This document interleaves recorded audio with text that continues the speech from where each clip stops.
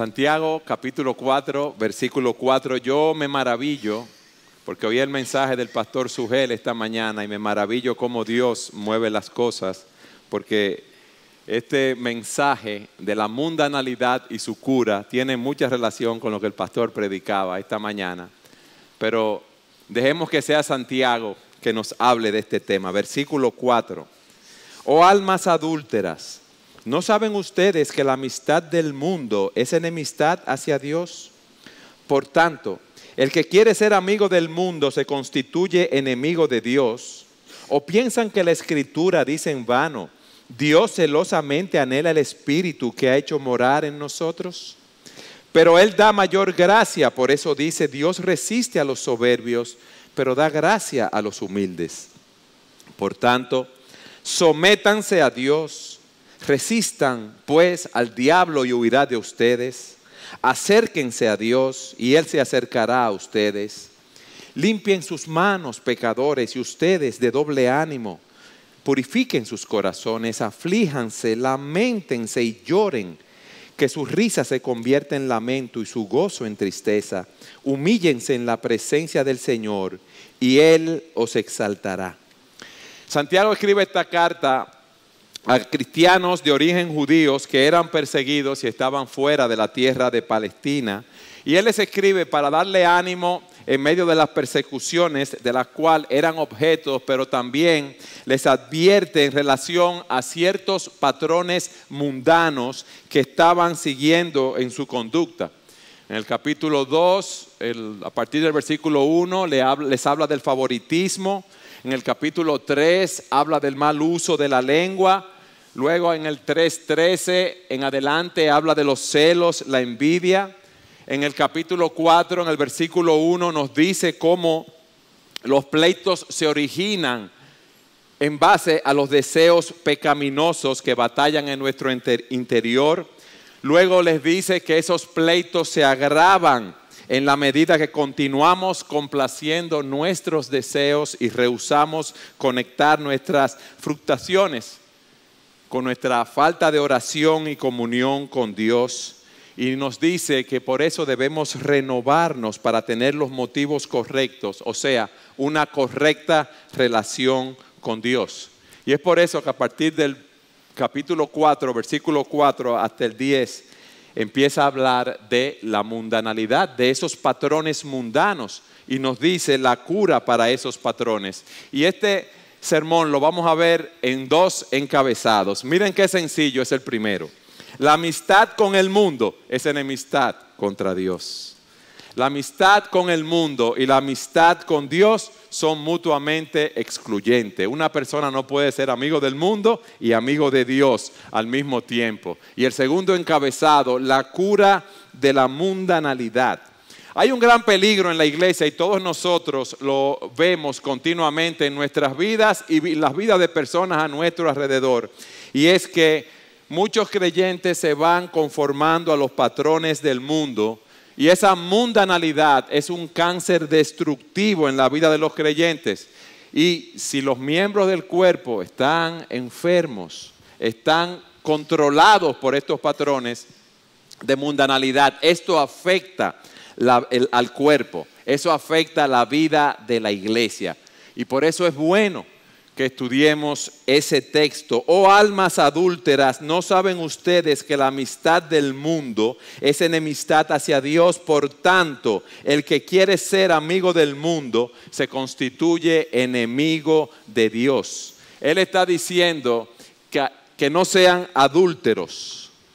Y lo habla en un lenguaje figurado. Él no los está acusando a ellos de una inmoralidad sexual, sino que les está diciendo que el egoísmo, el orgullo, el adaptarse a los patrones del mundo es un adulterio espiritual. Y esto sonaba familiar a los lectores judíos de Santiago, porque en el Antiguo Testamento se refiere o se describe con frecuencia al pueblo de Israel como una ramera espiritual, ya que el Señor era el esposo de Israel y la esposa era Israel. Y dice la Escritura, porque tu marido es tu hacedor, el Señor de los ejércitos es su nombre.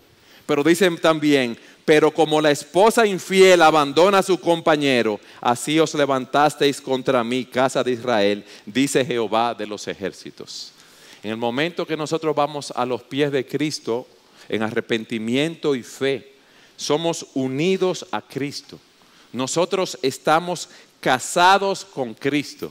Cristo es el esposo de su iglesia. La iglesia es la esposa de Cristo. Y cuando nosotros somos infieles, cuando seguimos los patrones de este mundo, estamos siendo adúlteros espirituales. Estamos rompiendo esa promesa matrimonial que hicimos. ¿Por qué? Porque nosotros tenemos una relación íntima con nuestro Señor. Somos la novia de Cristo, pero muchas veces, como decía al principio, por nuestro estilo de vida, parece que tenemos otro novio, otro esposo que no es Jesucristo. Y eso es adulterio espiritual. Es una traición al amor que nosotros profesamos al Señor Jesucristo al momento de nuestra conversión. Y cuando tú o yo sigo esos patrones del mundo, estamos negando al Señor. Estamos negando su poder para salvarnos. Estamos negando a aquel que murió por nuestros pecados. Y ese adulterio espiritual, dice Santiago, que consiste en esa amistad con el mundo.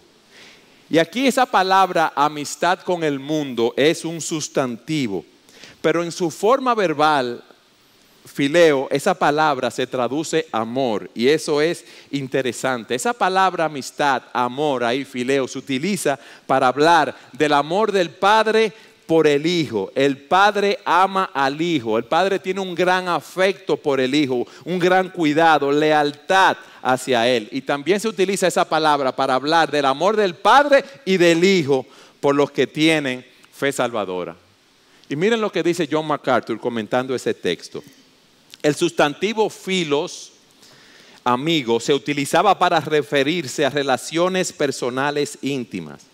La definición más clara la vemos en Juan 15, donde vemos ese amor ágape, ese amor de la voluntad, y vemos también ese amor filos, que es el amor emocional y afectivo. Y dice así: nadie tiene un amor mayor que este, nadie tiene un mayor ágape, un mayor amor ágape que este, que uno dé su vida por sus amigos. Y ahí utiliza la palabra filos, aquellos por quien tiene ese amor filos. Y luego dice que el amor a Él se muestra en obediencia a su palabra. Ustedes son mis amigos si hacen lo que yo les mando. Ambos amores, ese amor ágape y ese amor fileo, nos muestran un gran apego emocional. Y aquí lo que está diciendo, si ustedes tienen ese apego emocional al mundo, ustedes son unos adúlteros. Porque aunque ustedes mantienen quizás una apariencia externa de piedad, ustedes son amigos del mundo. Y cuando habla de mundo aquí, se refiere a ese sistema espiritual e invisible, el espíritu de esta época. Ese sistema diabólico que controla en sus valores, en sus perspectivas, en sus ideas, en sus estilos de vida. Miren lo que dice Primera de Juan, capítulo 2, versículo 15. No améis al mundo ni las cosas que están en el mundo. Si alguno ama al mundo, el amor del Padre no está en él. Porque nada de lo que hay en el mundo, los deseos de la carne, los deseos de los ojos y la vanagloria de la vida proviene del Padre, sino del mundo. Y el mundo pasa y sus deseos, pero el que hace la voluntad de Dios permanece para siempre.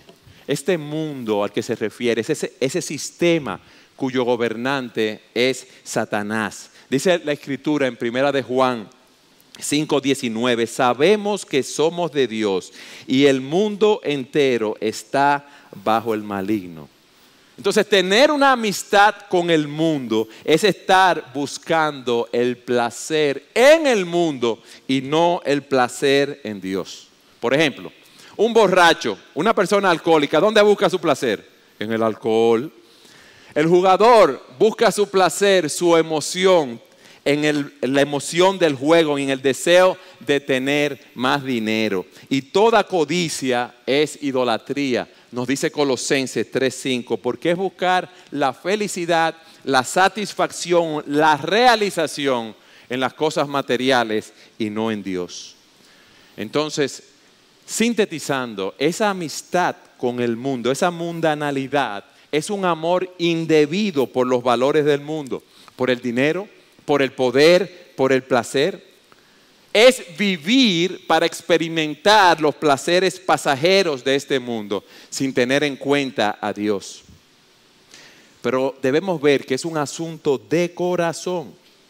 Si tu corazón está atrapado por las cosas de este mundo, esas son las cosas que tú vas a amar. El pastor Salvador Gómez decía que el amor predominante al mundo consiste en una inclinación habitual del corazón hacia algún bien inferior. Óyeme bien, esas cosas que estamos buscando en el mundo son inferiores a Dios. Y dice, gastar el mejor tiempo, pensamientos, estudios, cuidados y esfuerzos en la obtención y conservación de bienes materiales denota un amor predominante al mundo. Afligirnos y perturbarnos más por la pérdida de algún bien o consuelo terrenal que por la pérdida de Dios y de algún bien espiritual denota un amor predominante al mundo.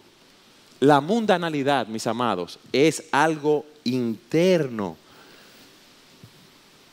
Está dominada por esos deseos pecaminosos y nuestra conducta externa no es más que un reflejo de lo que hay en nuestros corazones.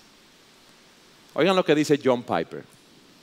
La Biblia no está en contra del placer, sino en contra de que busquemos el placer en las cosas equivocadas o de la manera equivocada. Conocer a Dios es el mayor placer que podemos tener. Como dice el salmista en el Salmo 16:11. Me darás a conocer la senda de la vida, en tu presencia hay plenitud de gozo. En tu diestra hay deleites para siempre. Y el salmista en el Salmo 37:4 nos dice, pon tu delicia en el Señor, y Él te dará las peticiones de tu corazón. Mis amados, todas las otras cosas, aparte de Dios, son cisternas rotas. Si tú estás buscando las cosas de este mundo, si estás tratando de satisfacer tu sed en una cisterna rota, cisternas hechas por el hombre, un sistema, como hemos visto, controlado por el maligno, y esas cisternas hechas por el hombre tienen filtraciones. Cada vez que tú vas a buscar agua, esa cisterna está vacía. ¿Tú sabes por qué? Porque solo Dios es la fuente de agua viva que satisface nuestras almas. La amistad con el mundo y la amistad con Dios son mutuamente excluyentes. Por eso Él dice, si tú tienes amistad con el mundo, tú eres un adúltero espiritual. Porque la amistad con el mundo, nos dice en el versículo 4, es enemistad contra Dios. Tú no puedes ser amigo de Dios y amigo del mundo al mismo tiempo. Nosotros hemos sido redimidos por la sangre del Cordero. Nosotros somos amigos de Dios. Si tú quieres moverte en ambos mundos, no lo vas a conseguir porque son antagónicos, son contradictorios, son mutuamente excluyentes. Y esto lo vemos de diferentes maneras en todas las Escrituras. ¿Qué dice la Escritura? Que hay dos puertas y dos caminos. ¿No es así? Fíjense lo que dice la Escritura. Entren por la puerta estrecha, porque ancha es la puerta y amplia es la senda que lleva a la perdición, a la destrucción. Y muchos son los que entran por ella. Pero estrecha es la puerta y angosta la senda que lleva a la vida, y pocos son los que la hallan. Hay dos árboles. Hay un árbol que da frutos que son buenos, pero hay otro árbol que da frutos que son malos. Hay dos señores y nosotros no podemos servir a los dos señores. Nadie puede servir a dos señores porque o aborrecerá a uno y amará al otro, o apreciará a uno y despreciará al otro. Ustedes no pueden servir a Dios y a las riquezas. Ahora yo te pregunto algo a ti. ¿Con quién tú estás casado? ¿Quién es tu amigo? ¿Quién es tu amor? ¿Es el mundo o es Dios? Imagínense una pareja que se casa y al mes de casado el esposo le dice a la esposa: bueno, yo voy a salir esta noche con mi antigua novia y voy a pasar una buena velada con ella, pero no te preocupes, que yo te quiero mucho a ti, pero yo quiero mantenerme también en contacto con ella. ¿Qué tú crees que le diría a la esposa? ¿Hay problema? Lo vemos como algo atroz, ¿verdad? Hoy, cuando le somos infieles al Señor para seguir los patrones de todo el mundo, ¿no es algo atroz también? Cuando nosotros nos casamos, hicimos un pacto de compañía, de vivir con el otro, de estar juntos en salud, enfermedad, riqueza o pobreza. Cuando nosotros nos convertimos al Señor, nosotros estamos unidos a Cristo. Y es bueno cada vez que tú quieras seguir los patrones de este mundo, que tú pienses en esto. No seas infiel. No seas amigo del mundo, no ames las cosas de este mundo, porque amar las cosas de este mundo es enemistad contra Dios, es lo que hemos visto, porque son mutuamente excluyentes. Por lo cual, miren lo que dice Santiago: cualquiera pues que quiera ser amigo del mundo, se constituye enemigo de Dios. Y yo te digo algo, decídete. Decide hoy de quién tú vas a ser amigo. Decide hoy a quién tú vas a escoger. Cada quien tiene que hacer su decisión. Cada quien tiene que tomar su decisión. Tú tienes que decidir hoy si tú vas a caminar con Dios o tú vas a caminar con el mundo. Tú tienes que definir hoy dónde están tus verdaderos amigos. Y es triste ver a muchos cristianos mendigando, óigame bien, mendigando la amistad de este mundo. Todo aquel, dice el texto, que decide ser un amigo del mundo, se constituye en un enemigo de Dios. No porque Dios lo odie, sino porque él está odiando a Dios. Él está escogiendo irse con el mundo en vez de seguir al Señor. Tú eres responsable por la decisión que tú tomes. Y es bueno que tú medites en tu corazón cuál es tu realidad. ¿Dónde están tus afectos? Y yo quiero hacerte algunas preguntas para que tú medites en ellas. ¿Qué tú buscas con más fervor? ¿Las riquezas y los honores de este mundo o las riquezas de la gracia y la aprobación de Dios? Y cuidado, porque tú puedes decir: no, yo trabajo duro para yo mantener a mi familia, para llevar la comida, pero no puede ser que tú tengas que trabajar 16, 18 horas diarias para eso. Medita en tu corazón. ¿Qué es lo que tú estás buscando? ¿Qué es lo que tú estás siguiendo? ¿Qué patrón tú quieres alcanzar del mundo? ¿Qué te atrae más? ¿Los placeres de este mundo que son temporales o los placeres que encuentras en Dios, los cuales son eternos? ¿Dónde está tu confianza? ¿En la cuenta que tienes en el banco, en ese certificado, en esa cuenta de ahorro, en tus posesiones, en tus inversiones o en el Dios vivo y verdadero, quien ha prometido suplir tus necesidades?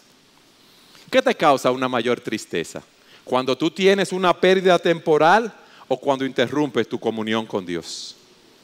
¿Qué te causa más gozo? ¿Gastar tu dinero en tu confort personal y en lujos o gastarlo en la expansión de la obra del Señor? ¿Qué domina más tus pensamientos? Los planes que tienes con las cosas de este mundo, eso te entusiasma mucho. Cuando tú hablas de tus planes profesionales, de tu empleo, de tu empresa, te brillan los ojos. Pero cuando hablas de las cosas del Señor, de las pocas cosas que habla del Señor, lo haces de una manera apática. ¿Qué es lo que más deseas? ¿Agradar a los hombres a cualquier precio? ¿Congraciarte con ellos, que te acepten? ¿O agradar al Señor? Hasta aquí hemos visto cómo estos patrones mundanos llevaban y nos llevan a nosotros, llevaban a esos hermanos y nos llevan a nosotros a apartarnos de Dios, y por eso estaban cometiendo un adulterio espiritual. Pero el punto es algo más que nos dice el texto. Ese adulterio espiritual provoca los celos de Dios. Fíjense lo que dice el versículo 5. ¿O piensan que la Escritura dice en vano: Dios celosamente anhela el Espíritu que ha hecho morar en nosotros? pero Él da mayor gracia. Por eso dice, Dios resiste a los soberbios, pero da gracia a los humildes. Ese versículo 5 es un pasaje difícil de interpretar. Hay diferentes comentarios acerca del mismo y nosotros no podemos explicarlo por falta de tiempo, pero sin ser dogmático me inclino a adoptar la interpretación de muchos buenos comentaristas que dicen que Dios nos anhela celosamente como un esposo a su esposa, por lo cual no puede tolerar que su pueblo quiera ser amigo del mundo. Dios no va a tolerar el adulterio espiritual. Dios resiste a los que están llenos de orgullo, de egoísmo, de deseos pecaminosos, de amor al mundo. Óigame bien, cuando dice que Dios resiste, es que Dios hace guerra contra los adúlteros espirituales. No nos va a ir bien si seguimos ese camino, porque Dios está en contra de nosotros. Dios resiste a los soberbios, pero miren la comparación, pero Él da gracia a los humildes. Hoy, Dios nos da gracia para cortar con ese adulterio.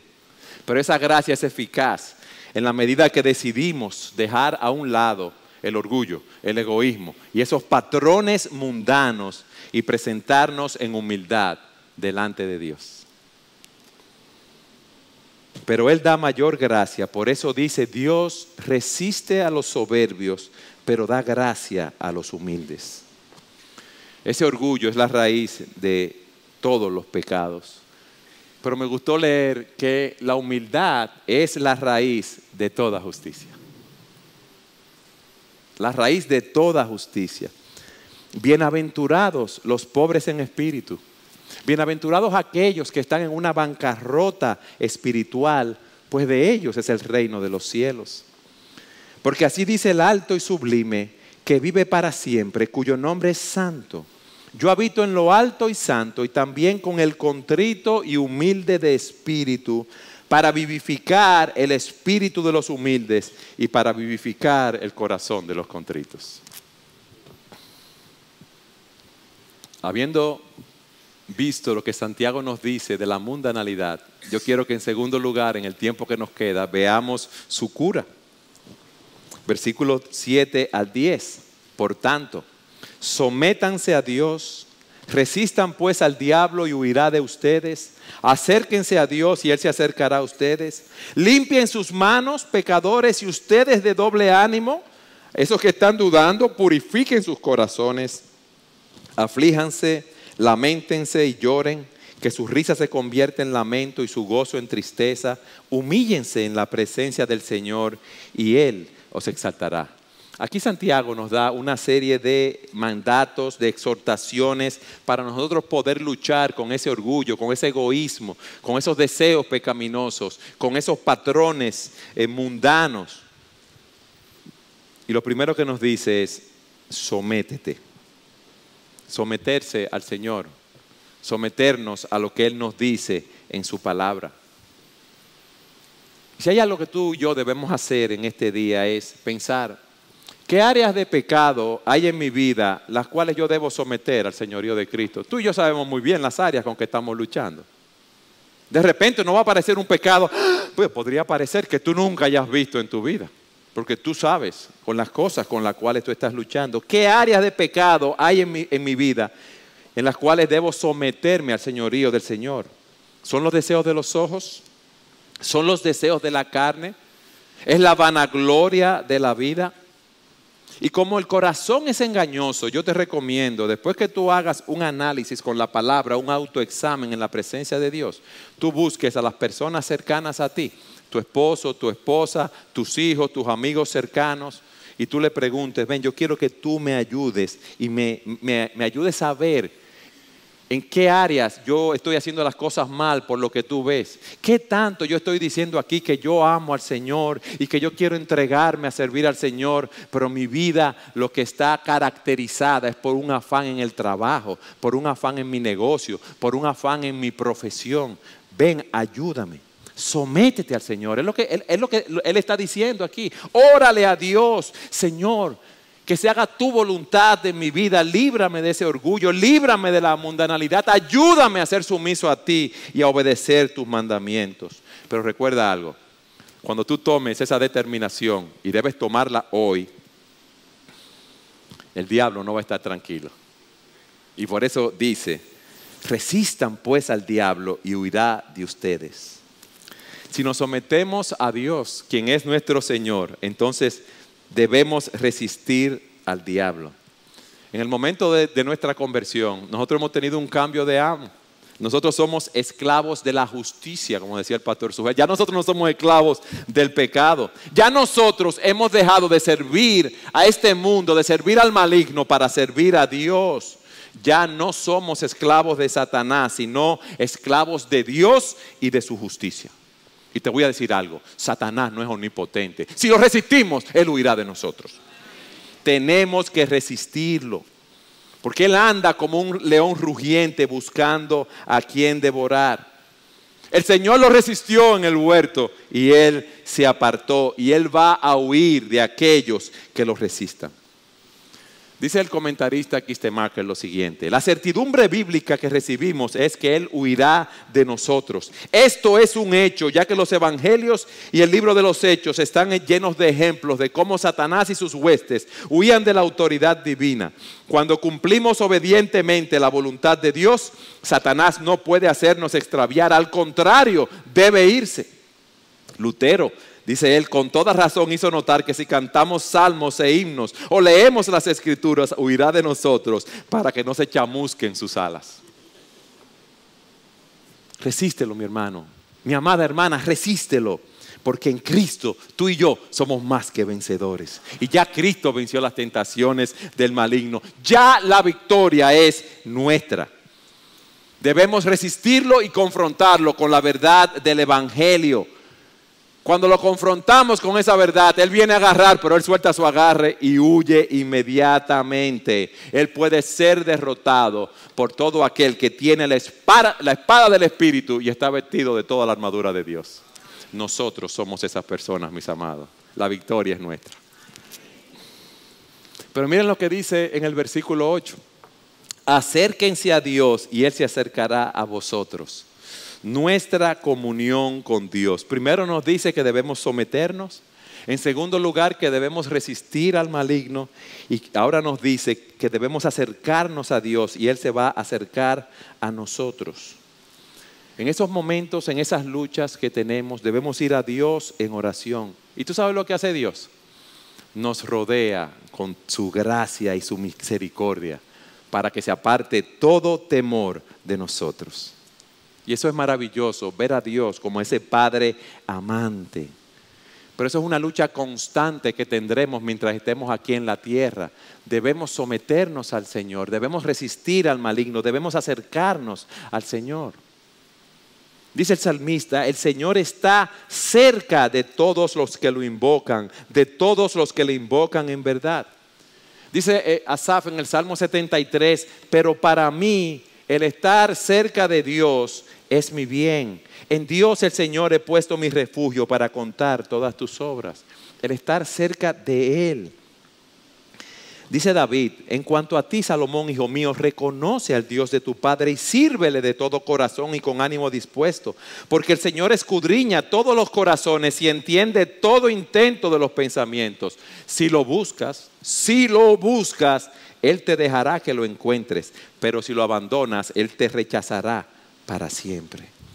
Y el profeta Jeremías dice, me buscarán y me encontrarán cuando me busquen de todo corazón. Acércate a Dios. Es un llamado a tener una comunión personal con Él, mediante la lectura de su palabra, mediante la adoración, la alabanza, la oración, para ser fortalecidos, para nosotros ser restaurados. Debemos tener una comunión viva con el Señor.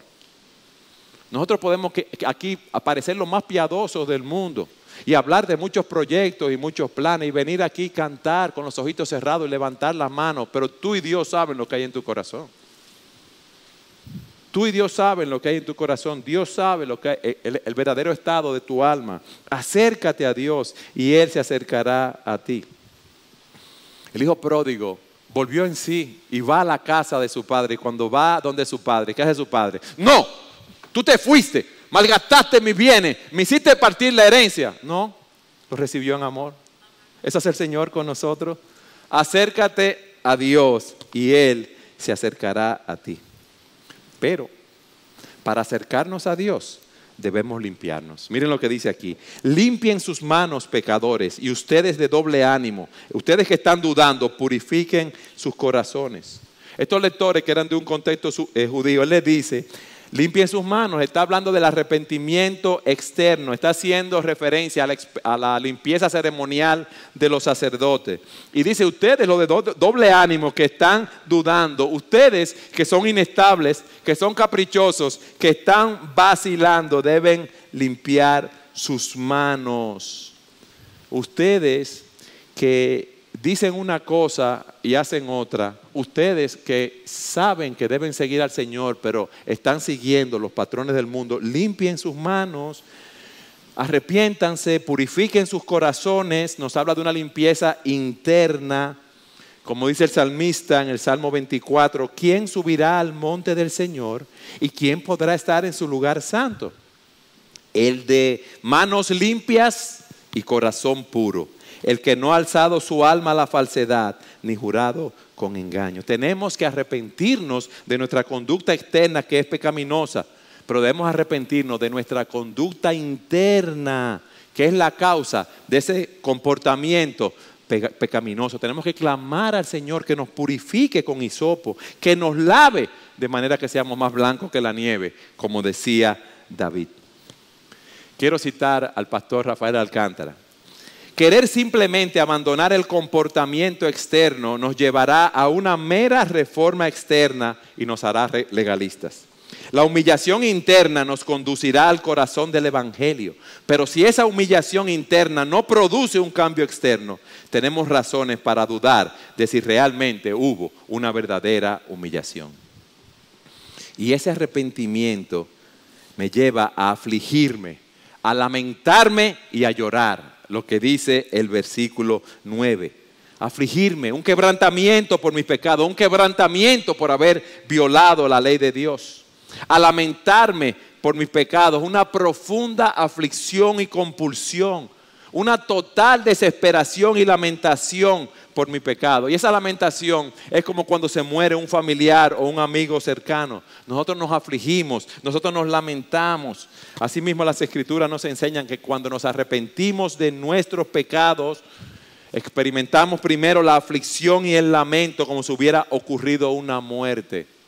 Pero después, cuando lo confesamos, nosotros sabemos que tenemos el perdón de Dios y volvemos a tener el gozo de esa relación con Dios. Pero mientras tanto, por esos patrones de orgullo, de egoísmo, de mundanalidad, nosotros debemos afligirnos, lamentar y llorar. Cuando tenemos un espíritu penitente es que podemos experimentar el gozo verdadero, el gozo de la salvación. Y dice Santiago que su risa se convierta en lamento y su gozo en tristeza. Santiago no está diciendo que nosotros debemos andar apesadumbrados, vestidos de negro, con un rostro sombrío. No. Nosotros debemos estar gozosos en el Señor porque hemos obtenido la salvación de nuestras almas. Lo que pasa es que cuando pecamos debemos responder a ese llamado de Dios de arrepentirnos de nuestros pecados. Cuando estamos en pecado se silencia la risa, se silencia el gozo.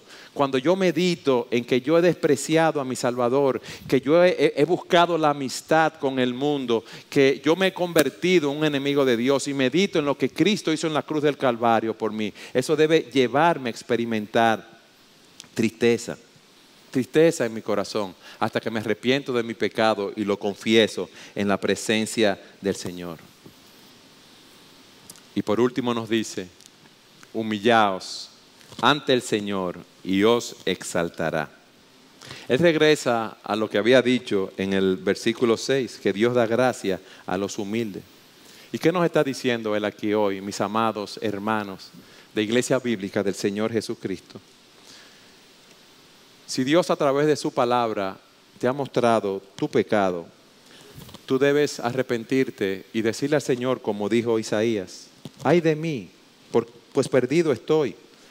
Pues soy hombre de labios inmundos y en medio de un pueblo de labios inmundos habito, pero mis ojos han visto al Rey, al Señor de los ejércitos. Humillarnos en la presencia de Dios. ¿Ustedes recuerdan cuando el apóstol Pedro vio la omnipotencia del Señor en la barca? ¿Qué hizo Pedro? Cuando la pesca milagrosa, él cae a los pies del Señor. ¿Y qué le dice el Señor? Apártate de mí, pues soy hombre pecador. Y dice, humillaos ante el Señor y Él os exaltará. Porque Dios exalta a aquellos que son humildes espiritualmente. Dios exalta a aquellos que ven su pecado y van a los pies de Cristo en confesión de lo mismo.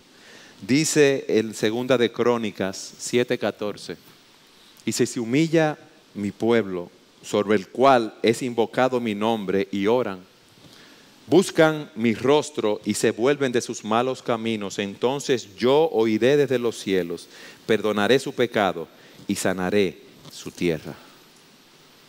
Miren, lo más duro es cuando el Señor viene y nos habla a nuestro corazón. Y nosotros queremos mantenernos en nuestro pecado. O queremos engañarnos a nosotros mismos y decir, no, la cosa no es así. Yo no tengo un patrón mundano, cuando tú sabes que, como decía el pastor Sugel, que tu mente el día entero está pensando en las cosas de este mundo y no en las cosas de Dios. No te engañes. Humíllate. Y si se humilla mi pueblo sobre el cual es invocado mi nombre y oran, buscan mi rostro y se vuelven de sus malos caminos, yo oiré desde los cielos, perdonaré su pecado y sanaré su tierra. Oh, mis hermanos, nosotros necesitamos la sanación que solamente el Señor nos puede dar. Pero el Señor nos da gracia sobre gracia. Venimos, pecamos, somos atrapados por la mundanalidad, lo confesamos en la presencia del Señor y viene esa ola de gracia y de perdón sobre nosotros. Una y otra vez, una y otra vez. Y así será hasta que estemos en la presencia de Cristo. Pero si nos humillamos y confesamos nuestros pecados, seremos vasos limpios, utilizados por Dios para su gloria. ¿Y tú te imaginas lo que pasaría en esta iglesia si todos los miembros hacemos ese compromiso de luchar contra esos patrones pecaminosos, contra esos patrones mundanos y aplicar la cura que Dios tiene para nosotros? El testimonio que daríamos, cómo Dios utilizaría nuestra predicación, cómo utilizaría nuestras vidas de santidad, como predicaba Sugel esta mañana. Oh, mis hermanos, hay muchas cosas que nosotros no hemos visto, pero la veremos. La veremos, mis hermanos. Es mi oración que el Espíritu de Dios mueva nuestros corazones y que nosotros nos humillemos en la presencia de Dios para que sea Él que nos exalte.